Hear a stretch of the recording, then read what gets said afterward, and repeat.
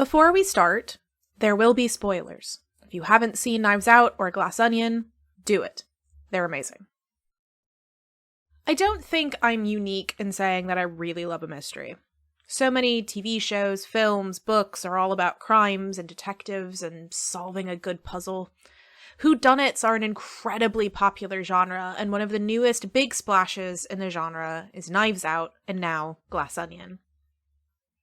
Today, let's talk about the whodunit. There's a particular way that whodunits work, no matter what type of whodunit it is, and it relies on a specific relationship with the audience. Knives Out takes these elements and structures and makes it its own while playing with the different ways that whodunits unfold. So today, let's dig into the world of the whodunit and unravel the mystery of the genre. As much as we talk about the whodunit as a cohesive genre, there are different kinds of whodunits. The way a Columbo episode develops, for example, is way different than how Murder, She Wrote develops, and yet they would both be described as a detective story.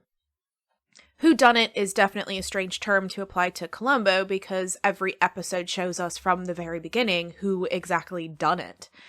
And we'll talk about that a little more in a second. First, we should appreciate some of the elements of the whodunit. Whodunits capitalize on two important facets that are present in all of fiction.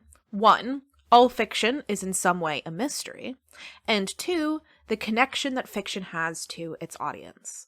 So, let's focus on that first one first. All fiction is in some way a mystery. Now, I don't mean that every piece of fiction has a murder mystery plot buried somewhere deep inside it. What I mean is that the story is set up with a problem that needs to be solved. Two people who are clearly meant to be together romantically seem to hate each other from first meeting. An unkempt woman is meant to demonstrate that she's a princess.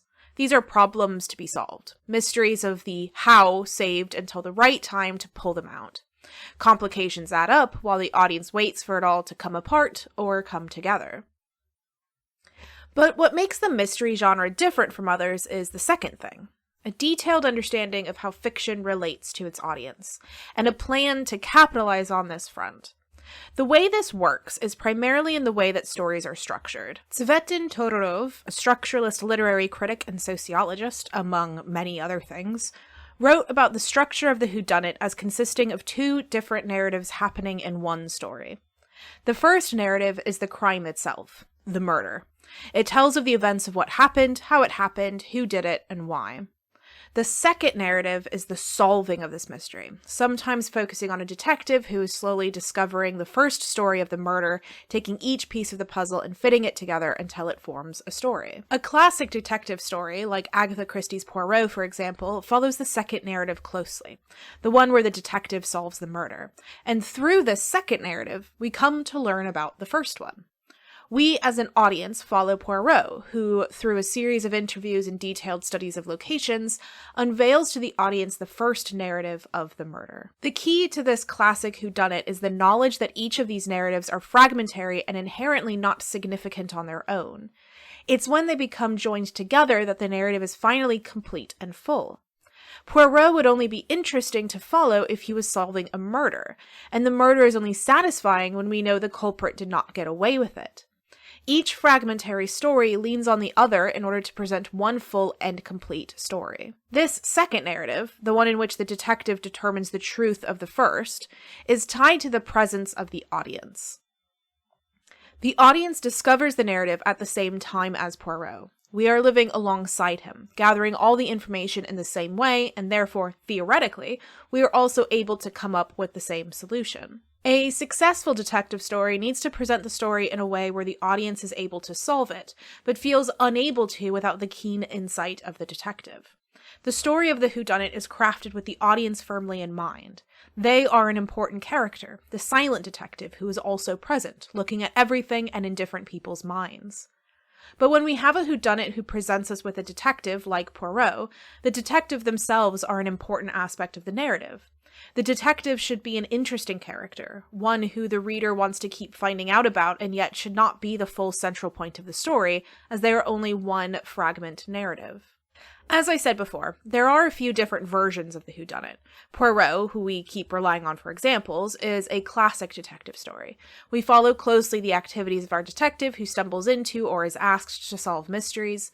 We don't know the other characters until the detective does. We find out about the ins and outs of the relationship of each of the potential suspects as they find out about them, running into red herrings and dead ends as much as we are pointed to the solution.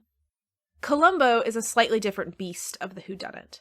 Columbo gives the audience the solution from the very beginning. We know who did it, how, and why. The whole first half of a Columbo episode is the first narrative, presented to us in its entirety. The appeal, however, is in trying to figure out where the culprit messed up, how they tried to hide their involvement, and how Columbo will ultimately solve the whole thing. Every piece of information uncovered by Columbo is not a nugget for us to solve along with him, but rather a piece of a puzzle for us to guess what will eventually be the culprit's undoing. The Knives Out movies are a wonderful example of contemporary stories which understand the mystery plot structure of traditional narratives and keep faithful to it while also putting their own spin on the format. In Knives Out, we are given a whodunit for our contemporary times, one that builds on the nostalgia and memories of a narrative's past. It uses the well-trod, complicated components of the mystery plot structure of a previous crime dramas, but does it in a new and funny way while never losing any of the components that built the whodunit the way it is. We start, of course, with the ultimate important element to start every whodunit with: the body. Every good whodunit where we're not watching it for the detective themselves needs to start with the body. We need to be drawn in from the start, always beginning with the end of the first narrative element of the murder story. Pretty quickly, we are given the typical mystery trope of the interview. The interview is an important part of classic whodunits like Poirot.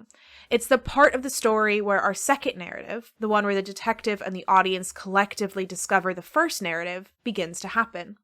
We start to discover the complicated relationships between individuals, get a sense for each of these people's personalities, and start to question which of them are truly a nefarious murderer. Knives Out plays with the interview structure by actively showing us what the interview is saying as they are being told, but always from the perspective of the character being questioned.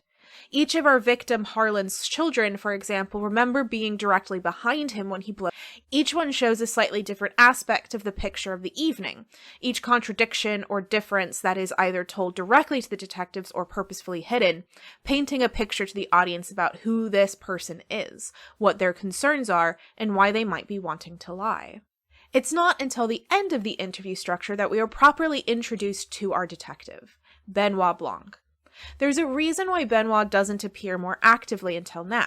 He stays in the background of the interviews, occasionally hitting a key on the piano to punctuate his own thoughts, but for no apparent reason to those present.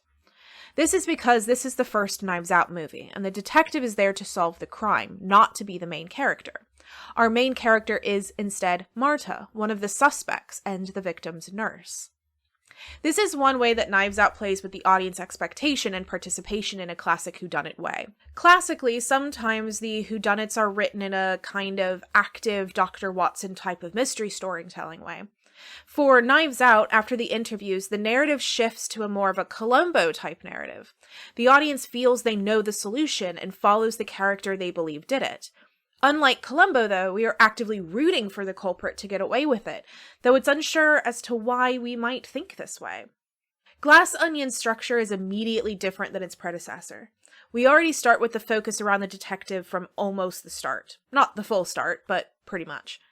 Glass Onion focuses more around the detective as the primary character, more like Murder, She Wrote than Columbo. We don't start with the body like we did in Knives Out, but we don't have to. By starting with Benoit Blanc, we already know what's going to happen, in the same way that we see Jessica Fletcher and know what's going to happen and how interested we are. Actually, I think Glass Onion is more similar to a Poirot than anything else. Like Murder on the Orient Express or Death on the Nile, we start with a cast of characters and an expectation of murder. We are constantly wondering when it will happen and who would have a hand in it. All the moments leading up to that murder moment is just as important as the murder itself. Instead of starting with the murder and working backwards, we are working forward towards it. That's not to say that the stories are not still the two fragmentary pieces working together, of course. In the classic case of Poirot, we only see bits and pieces, and the questions are still left unfilled, like a hole in a donut, you may say. Glass Onion capitalizes on this even more by revealing elements of the story at different times, making you think you had all the pieces when you didn't, and then doing it all over again. Both movies, Knives Out and Glass Onion, capitalize on classic whodunit tropes in different ways. Both have the big gather everyone in one place and reveal the culprit, but in two very different ways. In Knives Out, it's to the classic reveal the true culprit, but in Glass Onion, it's to a comedic effect. Although it then happens again at a different time.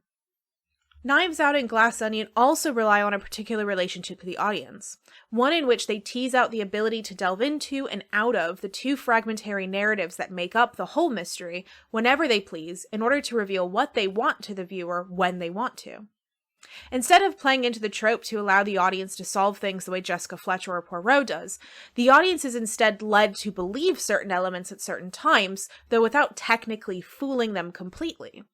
The creators of the Knives Out series understand the relationship of the audience in the whodunit, and actively plays with this relationship in order to allow a new perspective on a very classic structure. The same story of Knives Out could have been told differently and more directly, but to a very, very different effect. Knives Out and Glass Onion both capitalize on the fragmentary nature of the way the whodunit is structured by presenting the narrative completely as its fragments. Knives Out also alters fragments by style, modifying the way the audience both interacts with and experiences the story. By changing the way the fragments are shown to the audience, they are also changing the way the audience understands these fragments, and how the fragments relate to the whole more cohesive narrative. By changing this aspect of the story, the way the audience understands both fragmentary stories and interacts with them, they are actively altering the way the audience is relating to the narrative as a whole, as the audience's relationship to each fragment is different, and how they then put these pieces together to experience the entire story. Frankly, I'm looking forward to the different types of whodunit stories that the Knives Out movies can take on. A Columbo style with Benoit Blanc would be, frankly, amazing. Or a Holmes style where he's gallivanting out somewhere and then magically appears with a solution that others failed to see. Knives Out's strength is in its reliance on the way the stories have worked in the past, but also not being afraid to alter these elements to fit a contemporary audience and to give us a good murder to laugh about.